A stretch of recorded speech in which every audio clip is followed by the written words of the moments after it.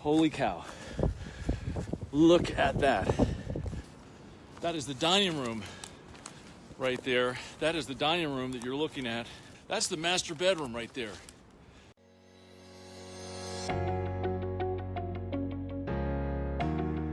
Hey, this is Eric Stewart pointing you home. What happens when a tree falls on your home and kills the home sale?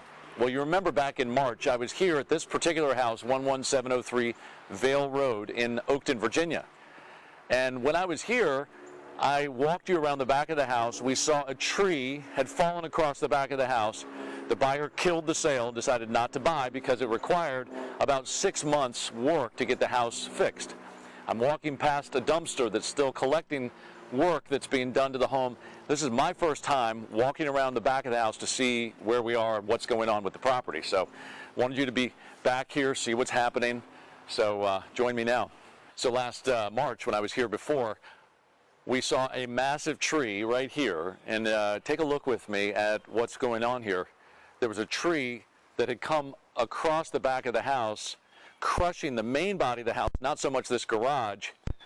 It had pulled the wall. It had pulled the wall of the house out. You can see the reconstruction, these 2x8s here. This whole wall was pulled. You can see where they've pulled it back into place, installed new windows here. And really the house is now tight. This is where the tree came down. And what we're going to look at now is to see where the stump is still, because they're still about 2 months away from being finished.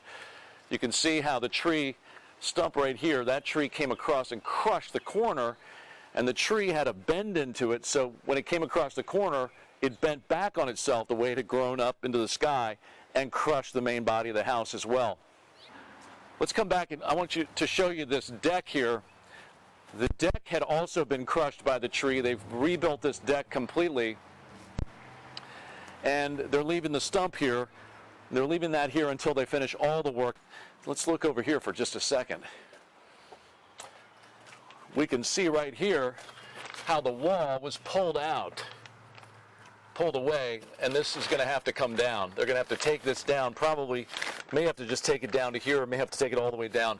I'm not sure that they've certainly not addressed that, but if you follow that angle, you can see it would have gone out 2 feet. It would have come off the back corner. Now we're upstairs in the house. Let's take a look at the master bedroom and see what happened in their reconstruction process so far. Now you may remember back in March, this was open to the sky. Whoever would have been sleeping in this room had somebody already purchased it. And remember, we were a week away from settlement. So if somebody had settled on it and was living in the house, they would have probably been killed by that tree. Fortunately, that didn't happen. This was completely open to the sky. They've rebuilt the sheathing here. They put in new trusses. They've also built up the corner of the wall, and it looks to me like they're getting ready to put in some flooring here. Really, the damage in this space is limited. The bathroom was really not affected. It was really just this room. So they'll hang new drywall, put in a new light fixture, put drywall on the walls after they insulate. They'll put in some new carpet in here, and they'll probably call it a day. We've got a new deck outside, which I pointed out to you a second ago. Let's take a look downstairs at the kitchen.